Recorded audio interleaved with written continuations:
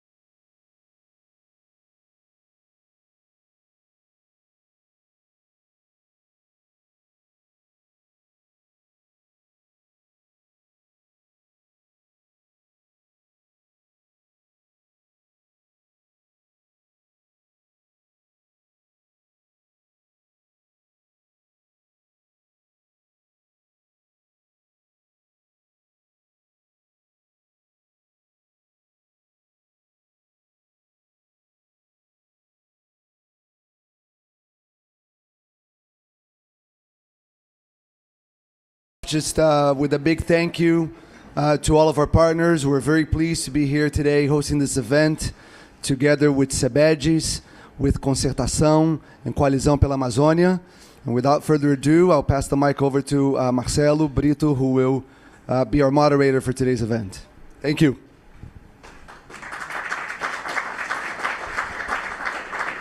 Thank you, Thiago. Very good morning, everyone, and welcome. The next hour, I think we're going to have a very interesting conversation about the Amazon. The world is a mess.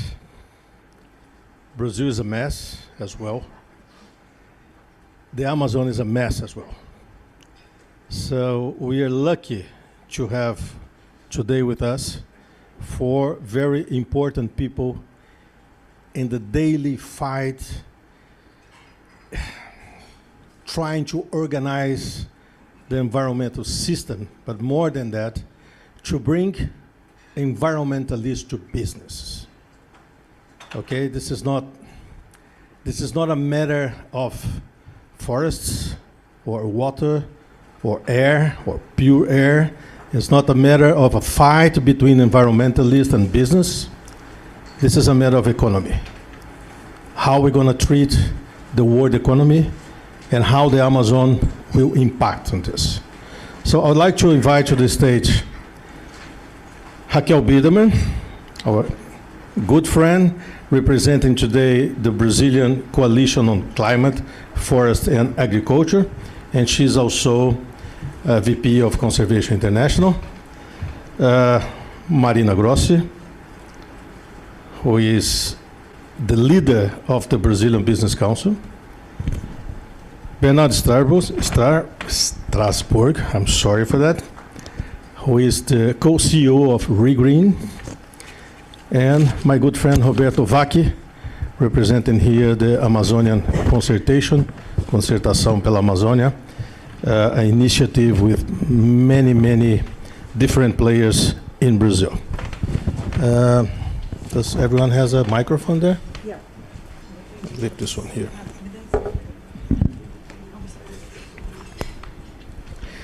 It's funny how many events we are holding today in this city to talk about climate, and in all of them we're talking about the Amazon. My last time in New York was in 2019. Gave us big hope. I remember taking my plane back to Brazil with the best hope ever that things would work it out, that we had a good trail to follow, but nothing happened. COVID came in place and helped to destroy most of the relations between people and between countries. We're having to reconstruct how we deal our daily lives among ourselves, among our families, among countries. And finally, we had the Russian invasion in Ukraine.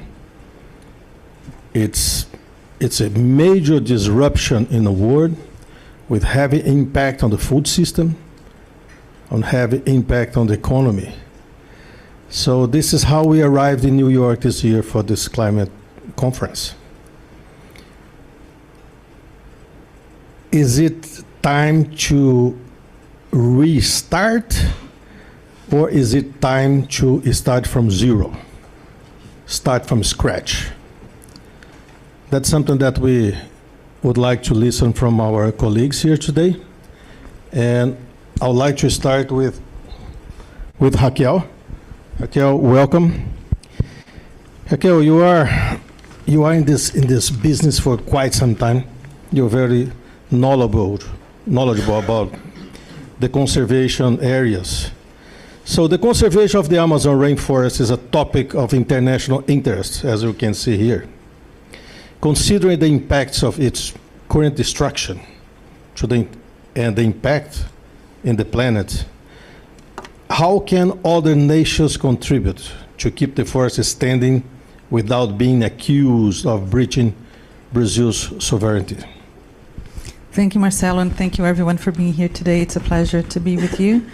I'm assuming we know about the numbers and how challenging Amazon is today. I like the question, Marcello, because it is about coordination between nations, but it also about coordination between non-state actors and between nations and non-state actors. And Amazon is so important for the whole world, for humanity, but we need perhaps to, the one thing that I've been saying, was for the last 30 years since I started work in the environmental field is one has to go to the Amazon if you want to work with about the Amazon and for the Amazon. So first thing, know what you're talking about. It's so complex. It's the size of a continent.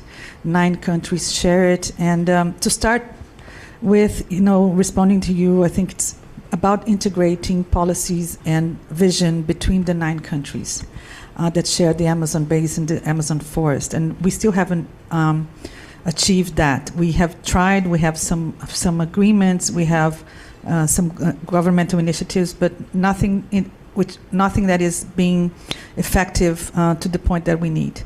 These days, I think we have to start with fighting for democracy. I think it's been proven how the Cambridge Analyticas of the world, the whole dimension of manipulation of data behind elections has proven to be very damaging to many democracies.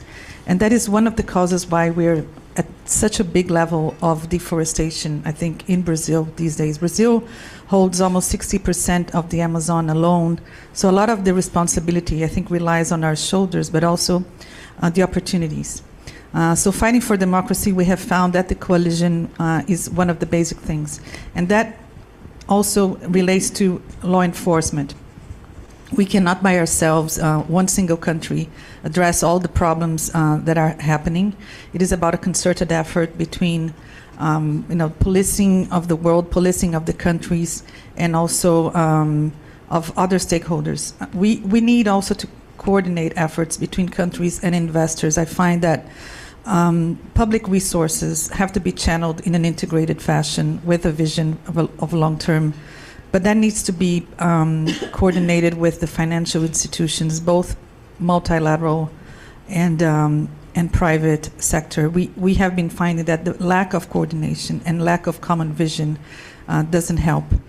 That also comes with a lot of red tape.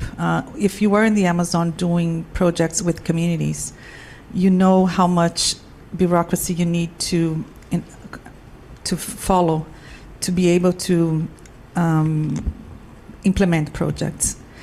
So I think a message I would like to leave is for donors from the multilateral world, from the bilateral world, from financial institutions, from philanthropies, venture philanthropies. Pay attention that the people who are doing the work in the Amazon are not prepared for that amount of bureaucracy. The amount of rules that need to be followed to do a simple agroforestry project or a simple,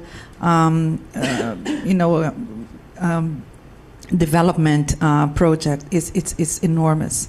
So I would really recommend for those who have access, sit on boards, pay attention to what's happening in the field. The communities there don't have the time to be following up with the bureaucracy that is needed and execute. And also it comes to a matter of trust, right? So we've been encountering many situations with indigenous communities where they say, if you demand from us so much governance for us to use your money, you don't want to preserve the forest. Also, you don't want to results, because I either do the bureaucracy you're asking me, or I do the agroforestry, or I do conservation, or I do surveillance. The other important thing is to coordinate efforts between nations, but also with not-for-profits and everybody who can chime in on fighting illegality. I think the major threat we are facing today is the coordination between the criminal worlds. We know the narcos, the miners, the illegal miners, the wood, the illegal trade of animals and species are all interrelated. They are coordinated. They are professionals, and they cover the whole of the Amazon. And we are not, scratching the surface. We're not being able to fight back.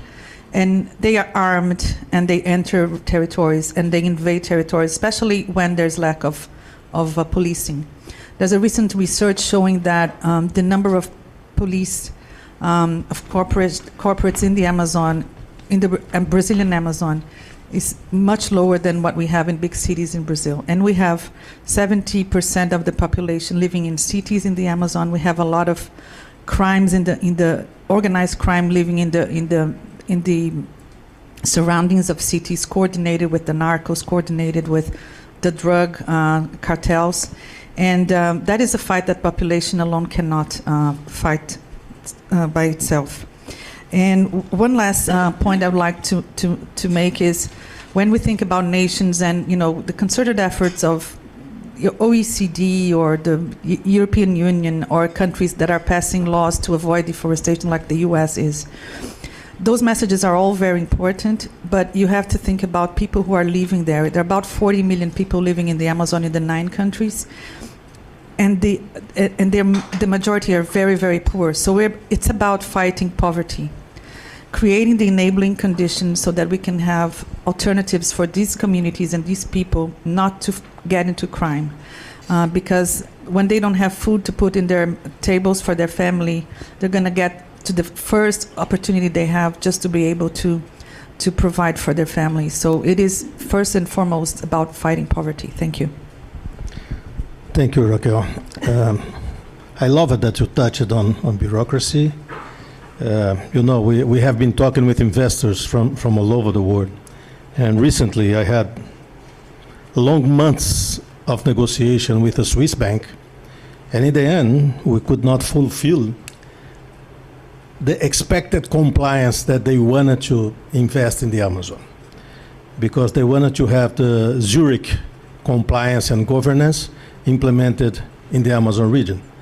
So, of course, if you know nothing about a place, you can only expect what you have in your own place, which is impossible. So, good to talk about that, because we need the investors, we need the investment, but most of that, we need at least a little knowledge about what is that region. And you also mentioned law enforcement. And with that, I would like to pass to Roberto. Roberto, at the national and subnational levels, command and control policies were effective in the past.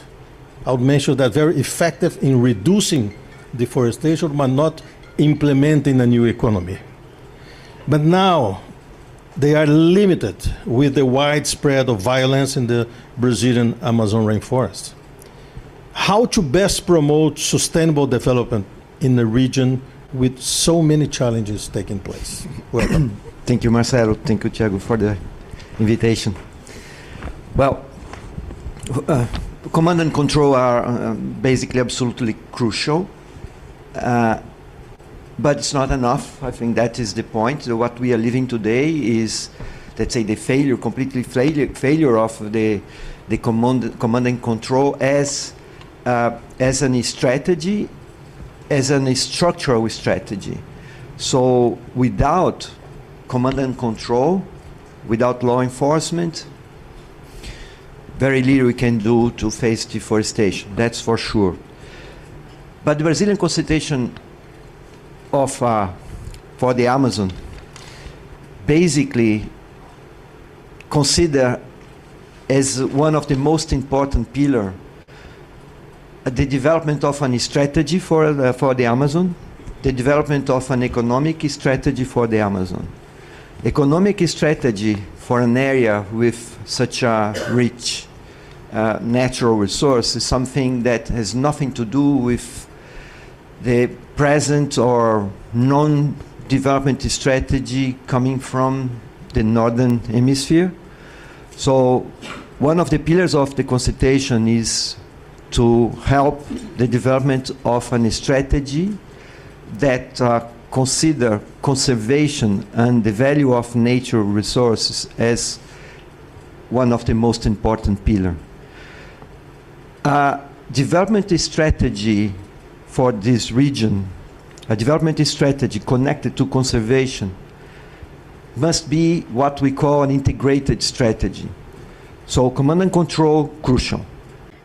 But without embracing the complexity of this region, which, among other things, must consider that the Amazon is very heterogeneous, so we don't have such a thing as one Amazon. We have at least 4 different typologies. One is the deep forest, the area that is conserved and must remain like that.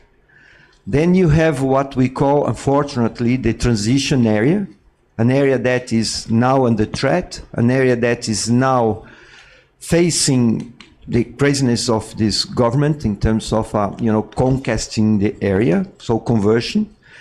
But also we have what we call the converted area, which is basically where the agribusiness sector, the commodities, the mining sector, they are already well established. And finally, a very important typology for the Amazon is the urban Amazon. 70% of the population lives in cities. So without considering these different typologies, it's virtually impossible to come up with one development strategy for the region. So that is the first pillar, the first concept that we are trying to somehow develop. Once you have these 4 pillars, then for each one, different approaches on the economic development. In the conserved area, it's clear that we need to develop something, what we call a conservation economy. So the economy of the conservation, of course, we already have payment for environmental service, this type of things, fine, but we need to go beyond. So it's not only payment for environmental service, the social involvement, the recognition of the roles of the original people. So all this type of components, and this conservation strategy must be connected to the other strategies, to the other regions, to the other sectors. For instance, of course, there is a connection of the conservation strategy with the commodities activities that is basically happening in the converted areas. So yes, we have different clusters, but these clusters must be integrated, and fiscal incentives, for instance, fiscal subsidies that are now going to the commodities somehow must be redirected, or at least at a minimum stage reconnected or connected to the conservation. So this is one of the elements that we are trying to bring. So an integrated strategy must involve not only the economy, the fiscal instruments, science and technology. So science and technology for the converted area is completely different of science and technology of the forest area. The role of reforestation in the transition area is absolutely crucial. We will hear more about that. So absolutely crucial to combine the fiscal strategies, the fiscal instruments flowing as a cross-cutting process on the different areas. And a strategy for education is absolutely needed. The educational system for the Amazon, the educational system connected to the natural resource must be completely redesigned in terms of what's happening in the Amazon. We cannot have let's say, a unique educational system for Brazil. We need to have a specific approach on the education for each of these different clusters. Same for health, same for infrastructure, connectivity, absolutely crucial. So with these different components, I'll not be able to go through all of them, but basically this red book that is circulating on the table addresses this type of challenge that we have ahead of us. It's a combination of different approaches, different public policies, and with that, deforestation will be a result. Deforestation, then the command and control can really play an effective role. Without combining command and control with all those different approaches, virtually impossible to make it work on a long-term view. Thank you, Roberto. I loved your answer, because what we're doing here is trying to Amazonize in people, bring this concept. And it's something that we are repeating a lot in Brazil. We need to Amazonize the people of Brazil, the people in São Paulo. Most of Brazilians have no clue about the Amazon. This is for sure. So can you imagine outside Brazil what the level of the knowledge? Marina, even though we know the importance of the Amazon rainforest for the whole Brazil, but also to the world climate agenda, we have noticed the absence of this subject and of a concrete proposals in the speech of the Brazilian presidential candidates. How does the Brazilian Business Council for Sustainable Development see this matter? Thank you, Marcello. Thank you all here for listening to this important issue about Amazon and what private sector and also the movements from civil societies are doing in that place. We at the BCSD Brazil, Brazilian Business Council for Sustainable Development in Brazil, we have 100 big companies. It's about 50% of the GDP in Brazil. And since 2014, we are working with more focus in the Amazon biome. We start there, and I think it has maybe a turning point at 2020, when we, after the burns, after the illegal deforestation, and let me point it out that the GDP in Brazil, it's completely the opposite of the most developed countries. Our NDC, for instance, our emission belongs from deforestation mostly. 44% of our emissions belongs from deforestation, and illegal deforestation is about 98%. So that's the elephant in the room. That's what we have to deal. That's why Marcello and the others was so tough about what we need to do and what needs from control and demand and all this. Well, of course, I think there is a strong movement, Marcello, in society, but we're going to talk especially in the business sector.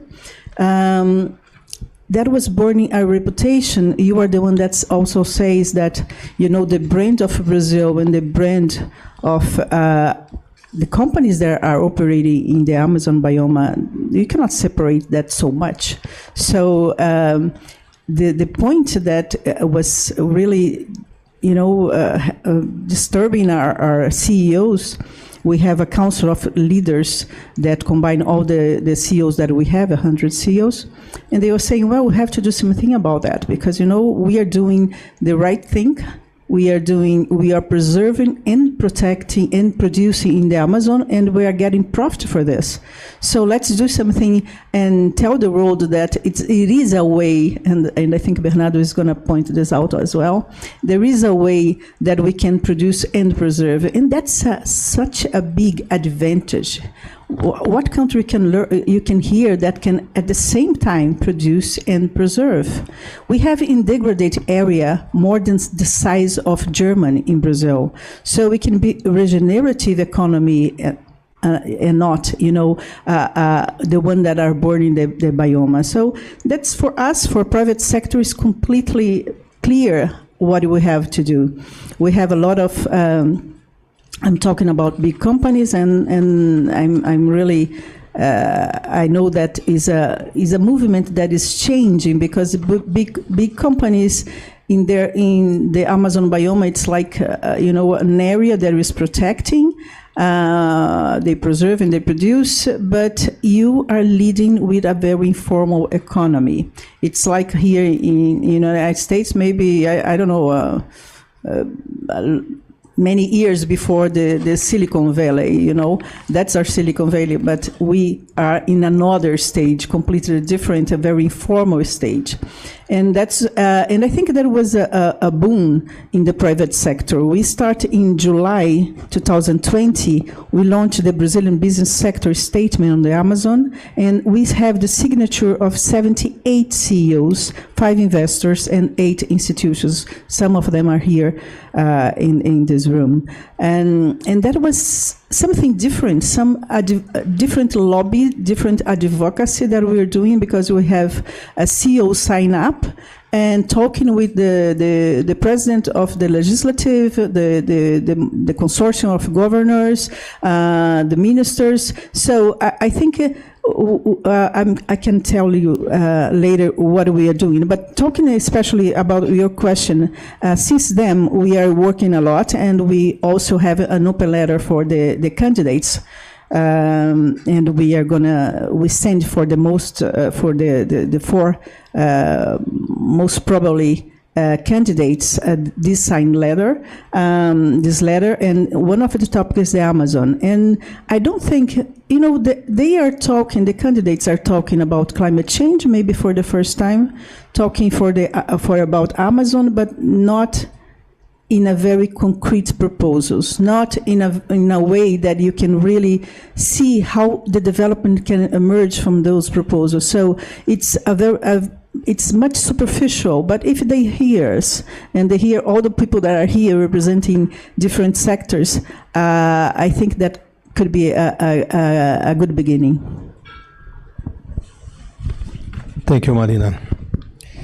Well, I think you probably know that Brazil is the third largest food producer in the world. This year, in total, we have like 75 million hectares under food production. I just want to make a relation with the size of the area that we lost in the Amazon in the past 100 years. Outside of these 75 million hectares that we are using today, we have another 80 million hectares of degraded land in the Amazon. Most of it in a huge area that we call arc of deforestation. This is something that we really have to think about it. How do we implement the forest bioeconomy without implementing a transitional economic system for such a huge area as 80 million hectares of land? Bernardo, you are a co-author of the study Identifying Priority Areas for Restoration, which indicates that restoring 10% of the degraded area of the Amazon rainforest, just mentioned, would make it possible to absorb more than 900 million tons of CO2 off the atmosphere and generate up to 100 billion reais from carbon pricing. What is the role of nature-based investment or large-scale investment, restoration, solution, and how does re.green meet this challenge? And re.green is a breakthrough. It's something new. It's away from business as usual. You guys are redesigning business there. Explain to us, please. Thank you, Marcello. And thanks, everybody, for being here. I know the other options are quite attractive, so thank you for choosing to be with us. And thank you for the immense honor to share the stage with this distinct panelists. Thank you all for watching from our way. The study you mentioned that was developed by the International Institute for Sustainability shows that 10%, restoring only 10%, not of the Amazon, but of these Germany that you just mentioned, or the 80 million hectares of restored areas, only 10% of what's degraded in the Amazon can already sequester over 1 billion tons of CO2. And that's 100 billion reais in revenues. That's the entire new economy sector that we do hope to help to foster. re.green is a brand new company with a business model aimed at bringing large-scale restoration to fruition. We understand that nature-based solutions can offer, and that study highlights this as well, major contributions to climate change mitigation, but also to adaptation and community and rural sustainable development, in addition to biodiversity gains. So we're hearing a lot about the tech-based and energy sector solutions, which are crucially important, but nature-based solutions, in addition to being at least 30% of the solution space, they also offer co-benefits for the local communities and for the twin global challenge of biodiversity conservation. And in re.green, we aim to tackle these three issues together, also because it's probably the only sustainable way of doing that. We can mitigate climate, but if we don't have the communities on board to help us for the long-term permanence, for the implementation since the beginning, but also for the long-term stewardship, if we don't look at the biodiversity, the crucial fundamental building blocks of the ecosystems that we are restoring, then the resilience of that restored ecosystem can be under threat. So these three pillars, which are also represented by the fact that everything we do with re.green will always aim to be what we call the climate community and biodiversity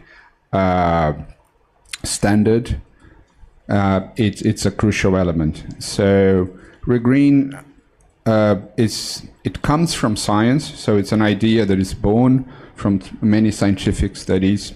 So it combines the best of academia in terms of innovation, in terms of metrics, in terms of knowledge, in terms of science-based approach to all of this.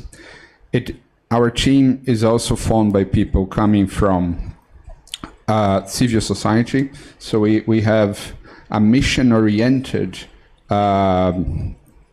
goal, which is embedded in our constitution, to be a B Corp, to deliver the additional benefits for the climate and people. But all that through a corporate approach, which is embedded in our co-CEO Thiago here, and Marina, our legal director, and our whole team at home. So a corporate approach to the solution. So we have investors that have a very long proven track record of permanence in their investments in Brazil, which is another differential. So we try to bring a big business approach to conservation and restoration challenges. We need all that was mentioned before, so we cannot operate in isolation. We need a command and control. We need civil society. We need, and we're reaching out and partnering up with civil society, with local and regional governments, hopefully, with other levels soon. And we aim to bring large-scale changes to that biome.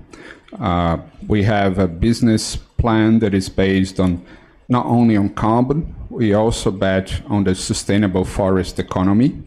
So we not only have one potential source of revenue, we have a portfolio approach, and we have an absolute obsession with the permanence of our impact. So 100% of the areas we operate will either already be fully protected areas, or we will turn them into fully protected areas. So by combining science, mission, and a big corporate approach to it, we hope to offer some contributions to materializing this new economic sector in the Amazon. Thank you, Bernardo. It's just a great initiative, and we are all hoping and want to help you guys to bring this to reality. We need this kind of thing in Brazil, not only re.green, but you guys, please join us, bring others investment in the same way. Raquel, you are the co-facilitator of the Brazilian coalition. The Brazilian coalition, my friends, was formed in 2015 during the Paris conference in order to lobby the Brazilian negotiators to have more ambitious climate ambitions during the conference. It was a small number of organizations. Now it became a huge coalition with over 300 organizations, from small NGOs to international NGOs, from small companies to big multinationals, to the main banks in Brazil, to international banks. So it's a real citizenship initiative in Brazil a real good one. And this coalition prepared a document with a series of proposals for candidates for the election. They're divided into 3 principles: fighting deforestation, food production, and job and income generation. Raquel, how do they connect to the Amazon agenda? How do they connect with the indigenous population there, with the quilombolas, with the local communities, those small people that they are hidden in the forest? How do they connect with them, and how can we improve this agenda? Explain to us. Thank you, Marcello. I think the whole world is watching the Brazilian elections this year.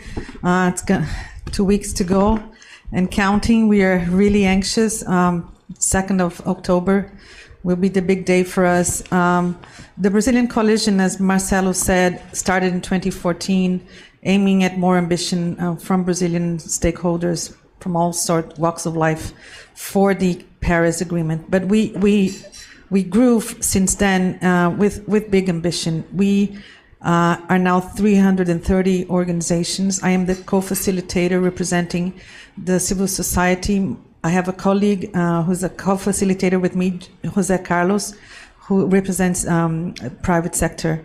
And we work together with many of people who are here today, sitting right here next to me. So I call it the coalition of the willing. People in Brazil who realize we are a big environmental, economic, promising country, and we believe we will manage, we'll get there. So for these elections, we put together a series of recommendations along the 3 lines that Marcello has just described. So the first one is fighting deforestation. Of course, this is the biggest challenge we have in the Amazon, but not only in the Amazon. We have to remember that Brazil has another important biome called the Cerrado, big savanna, that has 50% of it has already been destroyed. So we're basically asking for more law enforcement and command and control all over. We have a lack of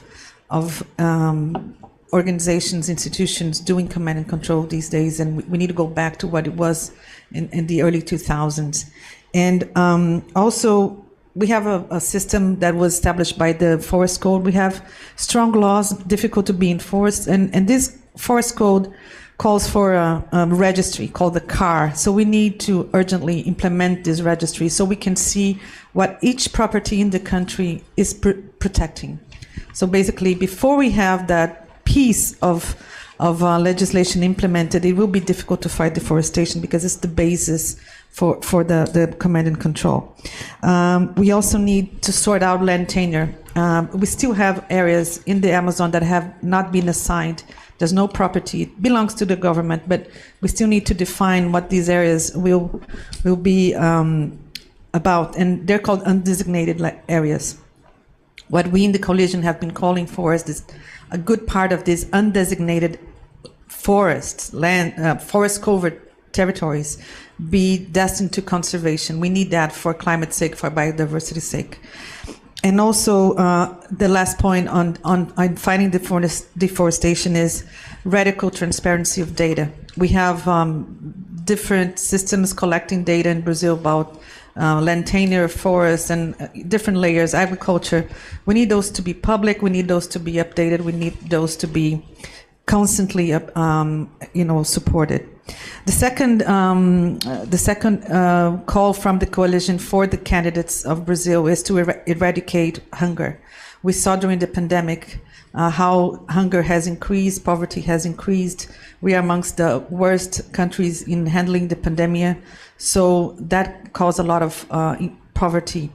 Eradicating hunger is now at the top of the agenda. If we don't address that, we will not address deforestation and greenhouse gas emissions. But also, under eradicating hunger, we have to promote more sustainable agriculture, from the small landowners to the big ones, from commodity producers to agroforesters. We need enabling conditions. We don't have yet the the positive incentives. So the whole legal system, the whole tax system needs to change, and the attraction needs to be there for investors to put money into these more sustainable solutions. Brazil has put together an agriculture credit system for low carbon. It's still very small compared to the big credit system for big agriculture. So we need the big agriculture credit system to become a low carbon credit system. Before we do that, we won't achieve results in terms of our NBC ambition. And also restoration for food needs to take place. So when we look at re.green, a big breakthrough, as Marcello was putting, these initiatives on large landscape restoration need to take into consideration food production. So we can do agroforestry to restore all the huge amount of degraded land that we have. And the third and last one is job and income creation. So unless we create jobs, unless we generate income, we won't address all those problems. And there are many ways we at the coalition have addressed that. From nature-based solutions to sustainable agriculture, recommendations on policies and funds, payment for environmental services, and so on and so forth. So this document here, you can see it outside. This is our proposal to the candidates for presidency, for governors, and for national Congress and state legislatures. Basically, what we're doing is talking to the different candidates, presenting to them our proposals. We're not the only ones in Brazil doing that. So there's a surge of initiatives fighting for democracy, fighting for sustainability, that are presenting to our candidates proposals that we need for the low carbon future that we envision. But I also wanted to touch on one point that Bernardo brought in, you, Marcello, because changing from elections and politics into economics, I find that unless we have more patient capital, we won't get there. And capital has not been patient. Capital has been looking for immediate returns. We're not going to save the Amazon if we keep looking for immediate returns. So we need more patient capital. We need more grants. We still are not there in terms of the financial resources we need to save the Amazon. And I like to celebrate re.green here today with you. I really recommend that you talk to Tiago, you talk to Bernardo. This is a true breakthrough. For us who have been in Brazil working for fighting deforestation and working on nature-based solutions for climate, this is a breakthrough. But we will not get there to the scale we need in terms of restoration and conservation unless we have more patient capital. We saw capital fleeing from Brazil the last 4 years. We are not attractive. We are told we don't have we don't offer security. Our institutions are not there to attract capital. We will need more people who are willing to take more risks. Because at the end of the day, you have a strong civil society that one way or another is controlling. If not for the media, if not for civil society in Brazil, we wouldn't be where we are today with the hope of changing the course of what happened to that country. And our country is very, I think, emblematic to what is happening to humanity today, the polarized world.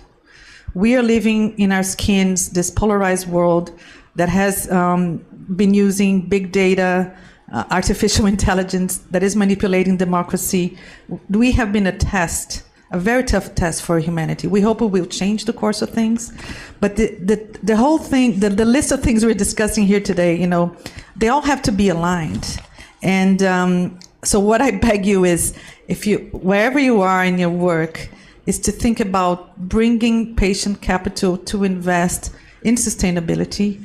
And we need the big donors to align also around the Amazon and around democracy. Thank you. Thank you, Raquel.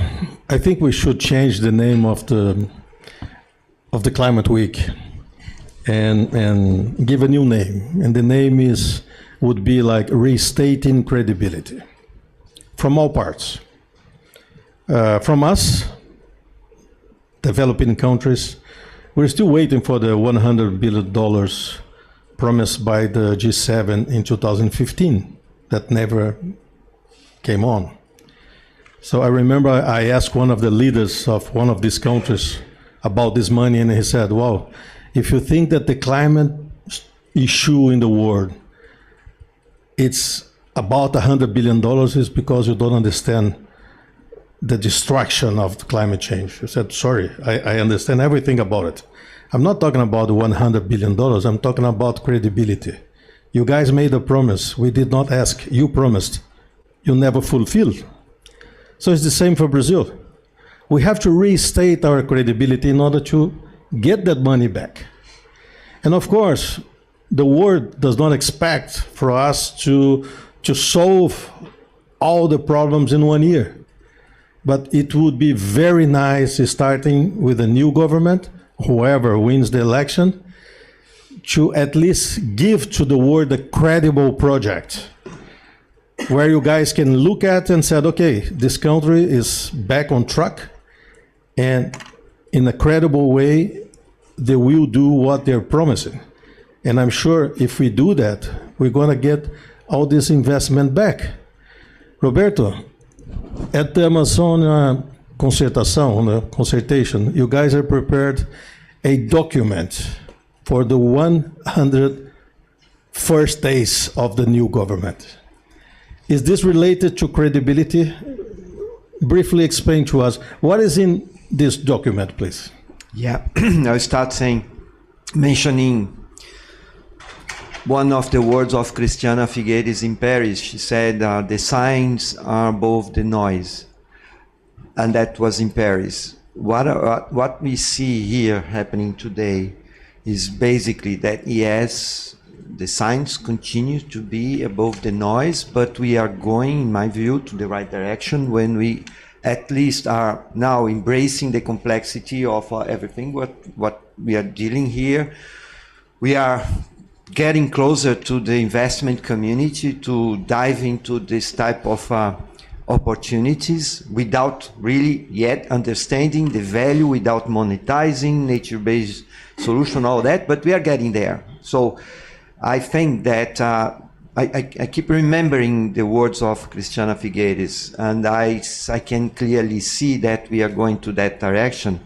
And Marcello, that has to do with credibility, for sure. The point is, a lot of the noise coming from the lack of credibility, the noise coming from the lack of knowledge, the noise coming from the lack of understanding the complexity and facing the complexity. The consultation for the Amazon decided to jump into this challenge of transforming the ideas, transforming the concepts, transforming the proposals of their coalition. And as you can see, we are very interconnected.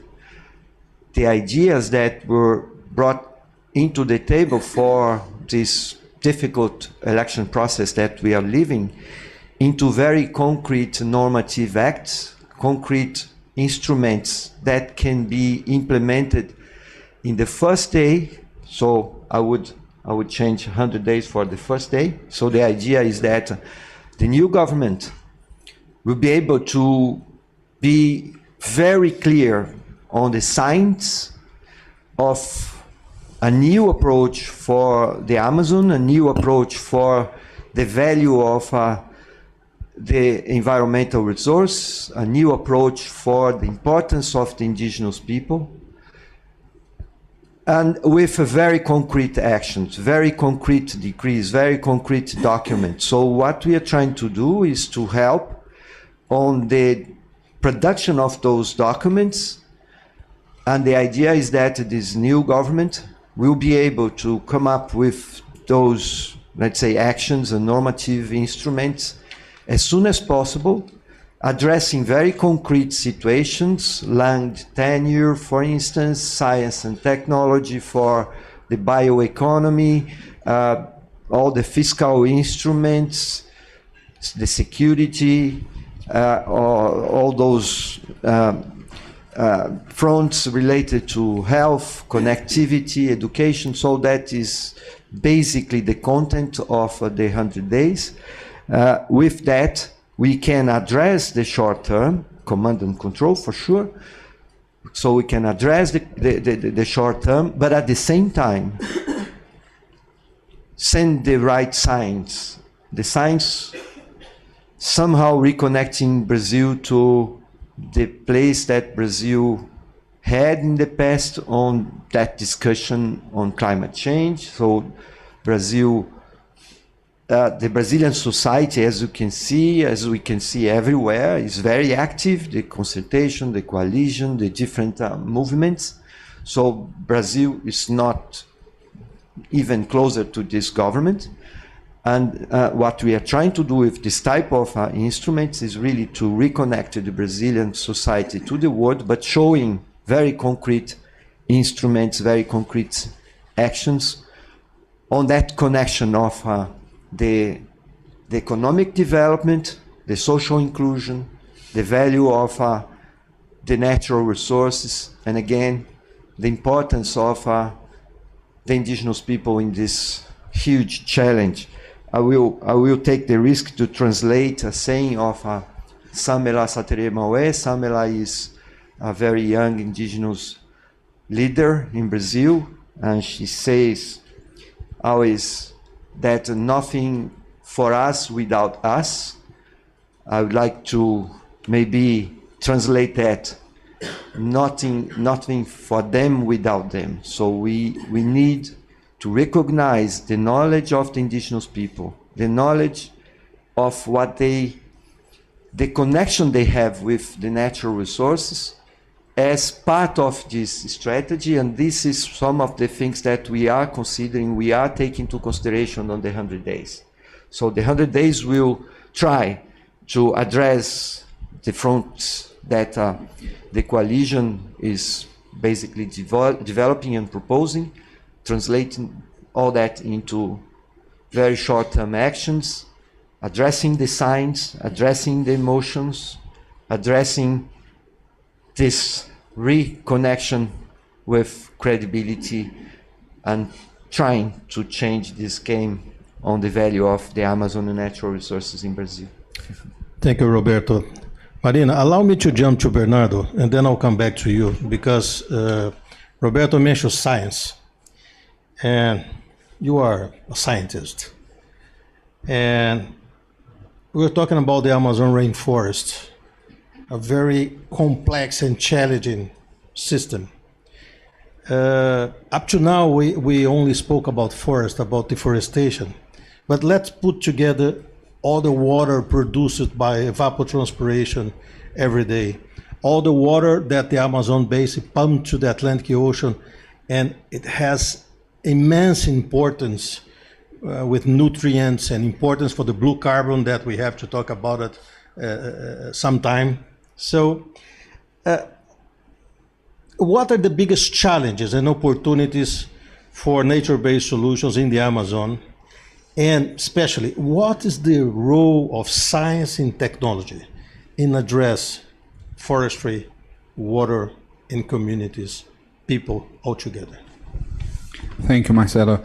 And I'd say, a bit suspicious to say it as you mentioned, but I'd say the science technology needs to have absolutely central role. And I think the reason for that is simple. If you look at where we arrived by doing the same things with the old science, with the old technology, I wouldn't say we arrived to a great place. So I think, being a scientist, I think the data is out there to show that we need innovations, we need to do things differently, and we need to put science and technology at the heart of it. We have a very robust science program. We want to turn re.green into actually an enormous scientific experiment. We want to open our areas to collaborations around the world. We're already talking with multiple universities here in the United Kingdom and in other places, in addition to the local universities in Brazil. We want to turn all the data and all the knowledge we can generate about ecology, yes, about environmental sciences, yes, but also about the social technologies, the social sciences, the different ways to relate with the communities. And in broader terms, beyond re.green, I'd say there have been numerous efforts, a very nice effort led by the Sustainable Development Solutions Network of the United Nations, the Amazon Panel, that has come up with very nice program of research for the Amazon. We talk a lot about Amazon 4.0 and the new revolutions it can bring. I think the understanding of the teleconnections between the Amazon and the rest of Brazil, our agricultural heartland, and even the rest of the world. I was with some of you here in Princeton in 2019 and back this year with some modeling from Princeton universities with researchers from Brazil showing the importance of the Amazon for the rainfall here in the US agricultural frontier areas further south. So the understanding and the metrics that we can bring, and now if we talk about the frontier between a new economy and doing business, the more metrics oriented we can be, the better. And I'll just finish saying that in addition to that, I think especially when we talk about technology and knowledge, and the Amazon, it's very important to highlight that it's not only what we, let's say, the Western type of science, but the traditional knowledge. We now know that before Europeans arrived in Brazil 522 years ago, millions of people lived in the Amazon. The recent, very exciting archaeological discoveries brought back by new science showing that literally millions of people lived in that area for thousands and thousands of years and left the forest as it was. We need to learn from them, with them, how they achieved that. An investor of re.green, our co-founder, good friend, João Moreira Salles, coined the term, the organic civilization for these people. And I really like it, and I think it's impressive how much we can learn, how little we've learned, but that is also, and very glad to hear Roberto mentioning also this role. So it's central to us in re.green and central to us as a country. Thank you. Thank you. Marina, after all you heard here, you represent the business sector. You have all the big companies around you in Brazil. And recently, you took some of those CEOs to a trip to the Amazon so they could see for the first time what is the forest, the beautiful areas, the rivers, and also the people there. I will put two questions together because there is one from the audience, Mr. Stefan Kepler. So I'll put my question, his questions together. So the first one, how has the business sector contributed and how can they contribute to improve sustainable development in the Amazon? But the question from Mr. Kepler is, do you really think that the service of carbon fixation can be a sustainable income? And should we have an imperishable scale product, anyone from the bioeconomy, in order to supply the modern industry and help this development? Thank you, Marcello. I think we are in a transition moment so important. You know, we Brazilian, even our leaders, we are seeing Amazon biome in a different way. I think also COP26 at Glasgow pointed out that we need to put together climate change and biodiversity. Bernardo was saying that, well, without that, we cannot reach the achievements that we need to achieve at COP26. So it's not if we have to, it's need to. The point is how we're going to do. So biodiversity and climate change, and Brazil has the biggest biodiversity forest, they combine forever. And that's an opportunity, but that opportunity still didn't really had the right dimension for the model of development that we have for a business as usual. So Marcello, talking about this immersion with the 8 leaders of different companies energy, finance sector, infrastructure, sanitation.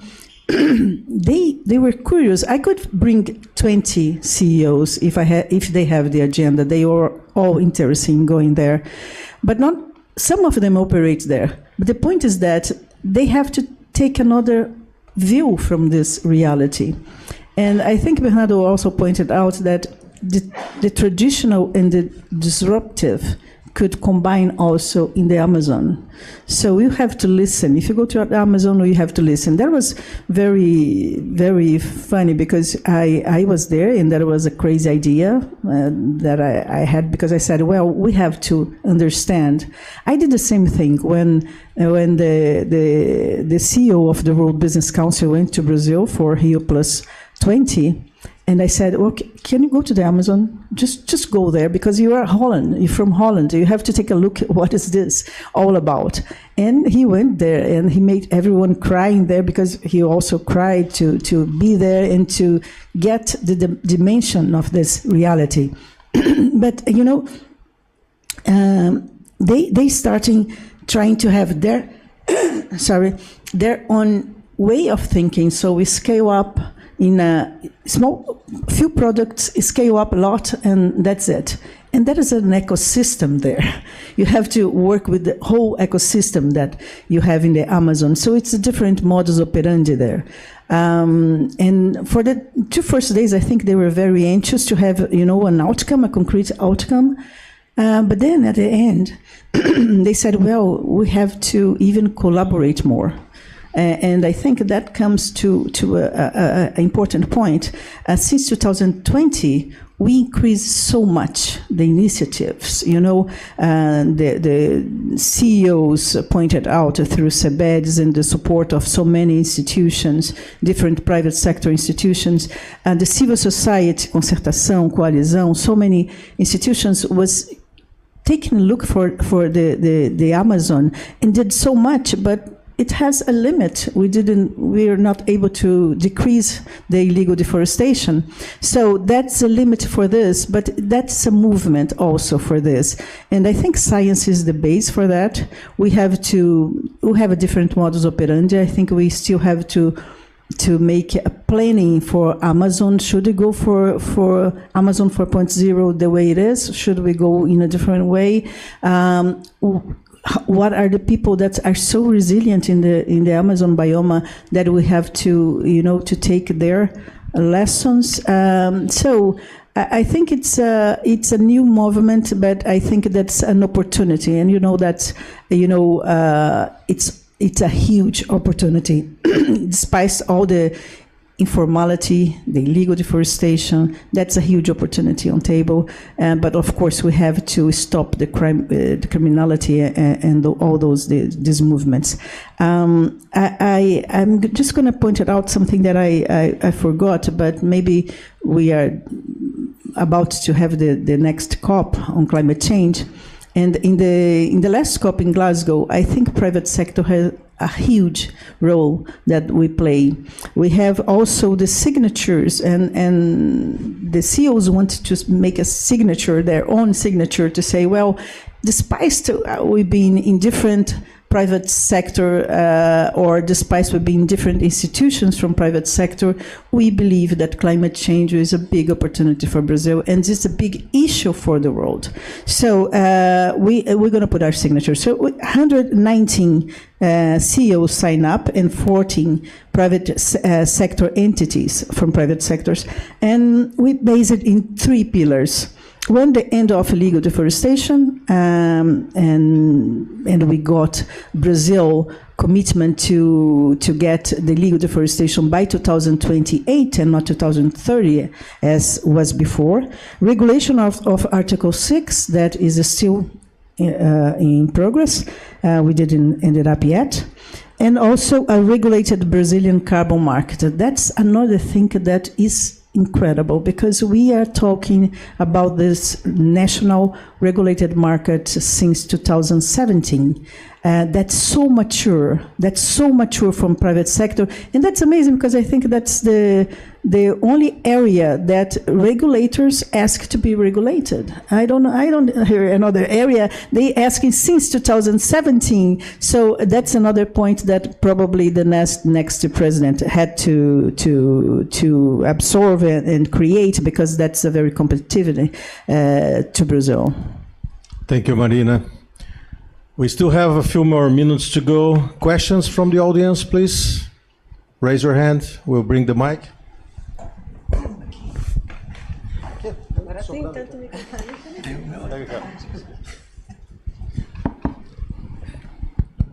Please introduce yourself.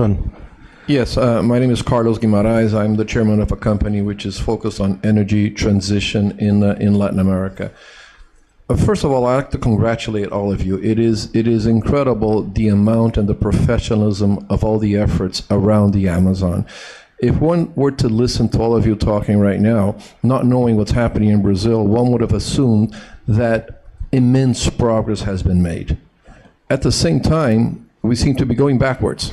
Deforestation and illegal deforestation is increasing. Brazil's perception on the world stage regarding this issue cannot be worse. You talked about capital. Capital is there. Capital is being frozen because of the lack of credibility on Brazil's side, I'm Brazilian, on doing the right thing. So why am I going to put good money after bad? And if you guys don't take care of the Amazon, why should I do it for you, et cetera, et cetera. So the question is, what is missing?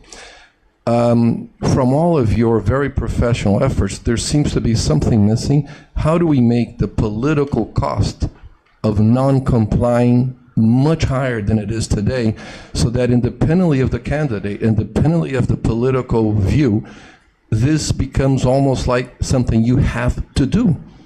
So that's my question. Okay, who wants to take this one? He's talking about business environment. That's something that we're losing there. Want to take that, Raquel? I can start. Yeah, go ahead. What is missing? Thank you for your question. I think the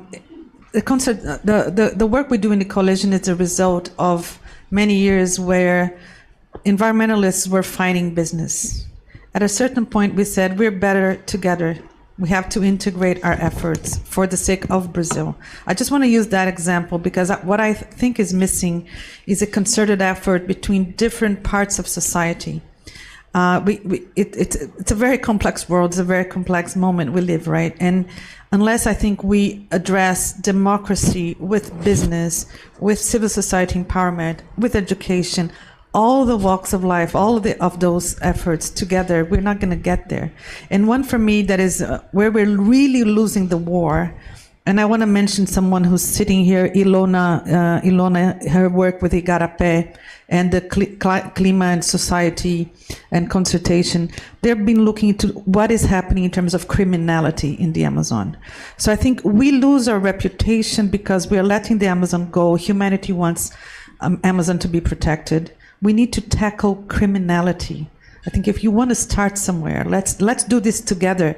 It's not the government will not sort this out.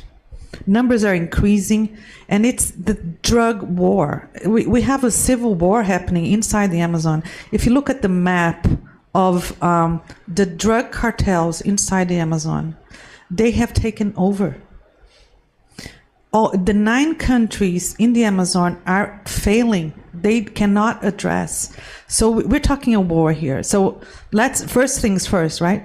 We're not going to get Brazil to recover its reputation unless we tackle that. And what is behind the drug war is addiction to drugs. And we as humanity have failed addressing drug addiction. And that is a very, very prosperous economy.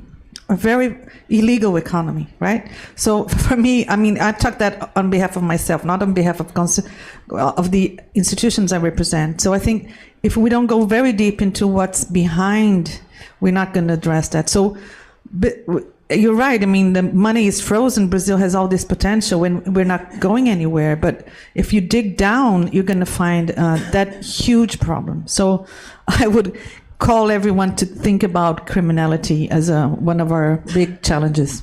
Roberto, do you want to mention something? Yeah, well, Brazil does not have a vision for the Amazon, never had. Maybe Bolsonaro is the one that really has a vision.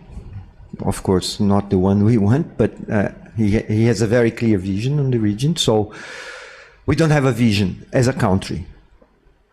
Therefore, we don't have a long-term strategy.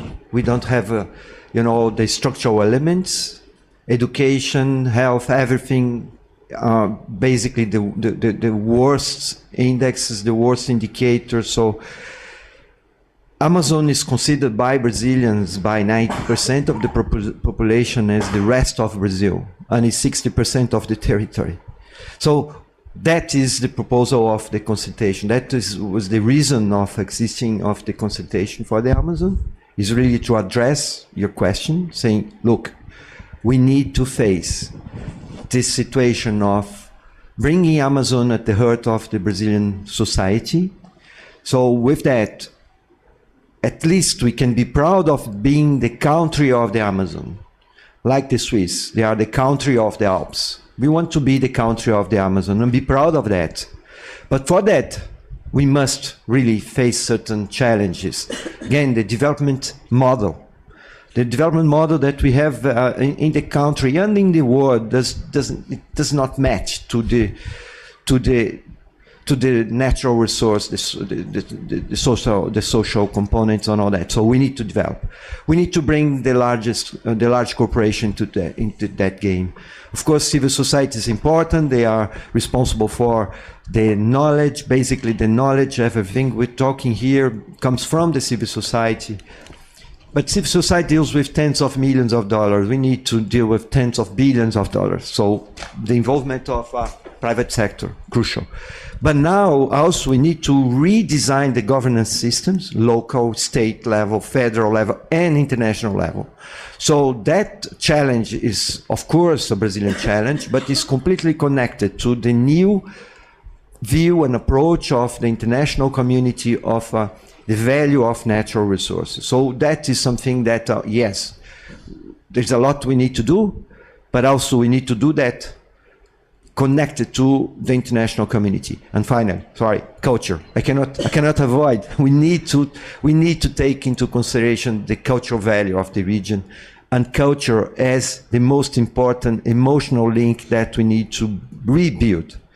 And to be proud of being the country of the Amazon, culture and emotional components is absolutely needed. And those are the things that we are trying to tackle. Thank you, Roberto. No problem at all. One more question from the audience. In the back, please. All the way in the back.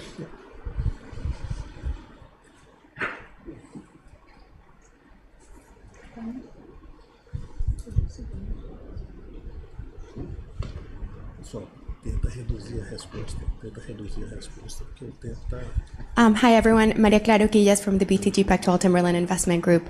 My question is, well, there's many challenges that we've spoken about today, social, lack of capital, but there's a challenge also related to the science or the lack of thereof. So my question is maybe for Bernardo, if you, how is re.green approaching regeneration, restoration in the Amazon region, which is a very, very delicate biome, so.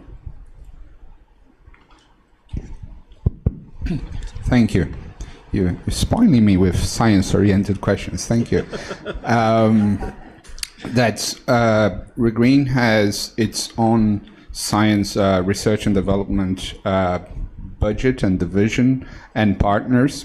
So for us, when we first conceived the re.green, we brought already the first people to come into re.green were all scientists. So 8 PhDs, half of them professors of universities, came in bringing the best available today science for restoration in the tropics. The partners with us, our some co-founders and early collaborators brought into re.green the best available science at that moment.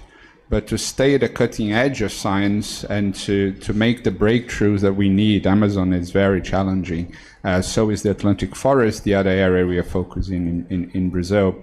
We need to constantly be pushing the boundaries of science, and that's why I mentioned earlier, we see re.green also as a gigantic experiment.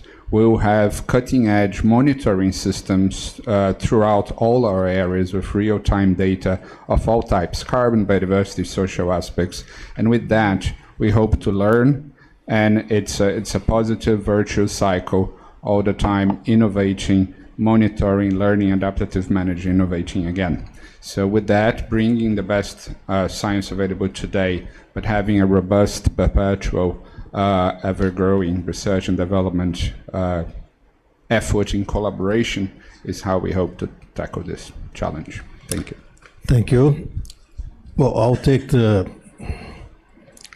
privilege to be the moderator to make the last question. It's going to be an easy one, and I'm going to give 1 minute to each of you. We have been in the Amazon for a long time. I've been there for 30 years, doing business in the Amazon. Roberto, decades, all of us. Let's not tell the audience that everything is nice, because it's not. We have a lack of public governance, lack of compliance, lack of enforcement. The infrastructure, it's horrible. To put the Amazonian products in São Paulo, which is our main market, is the same of driving from Madrid to Berlin or from LA to Chicago. So we're talking very long distance. We have a lack of working force as well. So it's a horrible combination. It's a horrible combination. And with all this in place, we're here to convince these guys, ladies and gentlemen, with goodwill for the world, goodwill for the planet. Guys, in 1 minute, what can we give them in order to convince them to jump in the Amazon and work with us, with the local population, with the local people there, in transforming the business environment there, in bringing those people to 2022, to the new century, to the new decade, because most of the area is still living as it was in 1980s. I pass the word to you. Easy one. You probably have noticed I'm not a business person. My background is science and environment. But I would bet on two things, Marcello, to answer you. One would be high technology with low impact in terms of environmental impact. So I don't know who mentioned here the Silicon Valley of the Amazon or the MITs of the Amazon. Think about all that biodiversity. What can we generate in terms of goods for society, for medicine, for cosmetics, for whatever the nature can offer without making impact. So we leave forests intact, and we do the very high tech. There's a scientist in Brazil called Carlos Nobre. He's one of the leaders of SPA, the science panel on the Amazon, and he's been calling for that vision for a while now. So if we put our brains together, our efforts and resources, we will get there. So the Silicon Valley of the Amazon is one. And the other one has to do with re.green, has to do with what I have been working, at least for the last 10 years, is restoring degraded lands to get where Bernardo was mentioning, where we were before as human beings. So thousands of years ago, we managed the Amazon well. And it was created in good part by human beings, by doing agroforestry, by doing sustainable economy, basically. So we figured it out before as humanity. We can redo it. And if we re.green it, right? If we restore all those degraded areas, we will generate the jobs and the income that populations there need.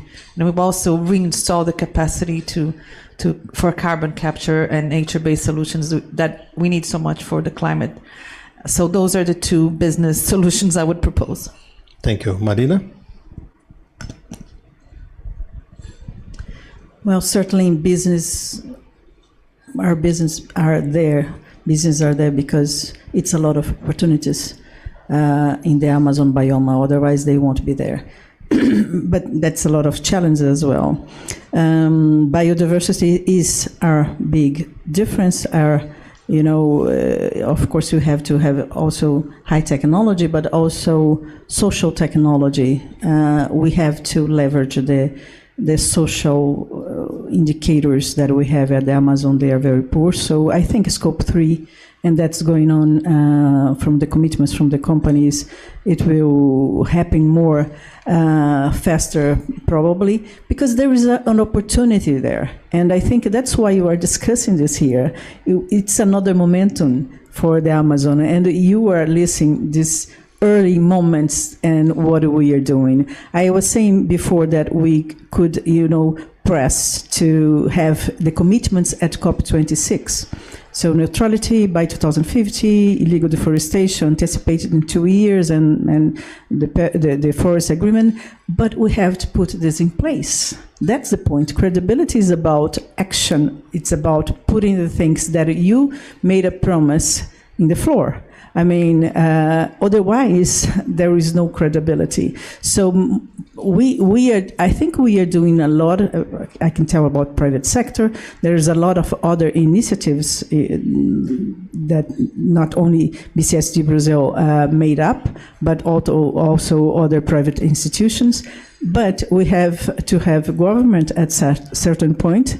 But Marcelo, there is no empty room for politics. So the governors is increasing a lot their role. The mayors are increasing their role. But criminality is something that you have to say, well, what will be our commitment to really end criminality? So that the point is action. We did the commitments. Let's act. Thank you, Bernardo. Thank you. And in addition to all that was mentioned that I fully support, I would say that, and again, going to João Moreira Salles, who did an amazing series of report recently at the Piauí magazine, it's about to become a book actually, and João shows there how for the last 50 years we've been trying to develop an economy that goes against the potential and the nature of that region. We've been fighting nature for the last 30 and 40 years, unlike we've done for 10,000 years before.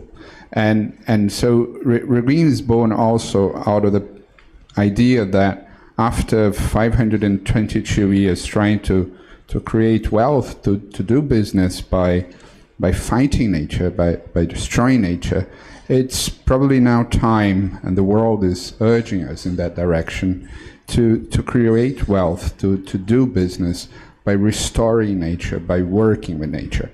And that's, I think, one of the big hopes for the Amazon. Thank you. Very nice. Roberto. Yeah, well, the ones that aims for zero risk either don't know what is zero or don't know what is risk. So I think the challenge we have is really to understand the complexity, to dive into the complexity, and I think that all these efforts of the Brazilian society and international society on bringing knowledge, Amazon 2030 from Amazon, the work of Ilona on Igarapé and all that. So now we have really a very solid amount of knowledge on the Amazon, bringing all the elements and the instruments to face and mitigate the risk. So this is for me a different world when we consider the challenges we have and the opportunities we have to face the Amazon situation. Re.green is a very concrete example that what can be done in this region with those challenges. So we are flying to the space. Of course, we can jump and enjoy the opportunities that on that connection of climate and biodiversity and land use and culture and all that. So I really strongly believe that the words of Cristiana Figueiredo on the signs above the noise, for me, all that we discussed here, the rigging example, are connected to the signs. And I'm sure that with the knowledge that we have now, with really this this connection with the complexity, the ambiguity, and the concept of wicked problems. Yes, Amazon is a wicked situation. We will be able to enjoy really the opportunities of the region. And what about you? Well, thank you, Roberto. Well, my friends, from a philosophical point of view, decision is the result of intention plus action. I'm quite sure we have in the room and in the audience from YouTube and Zoom thousands of people full of intention. The hard way is how to jump to action. And when we look to the Amazon, the first thing we do, I am an engineer, I understand that, is to do the risk analysis. And whenever we do the risk analysis, we tend to run away. So we need a new mindset. To set beside the risk analysis, the beneficial analysis. Because the beneficial analysis to the world, to the planet, to the forest, will for sure overcome all the risk analysis from any business. If you cannot restate the past, we can for sure fast forward the future. And you are all invited to join us in this journey. So in the name of the Amazon and in the name of these wonderful people, I ask a round of applause and thank you so much for the audience.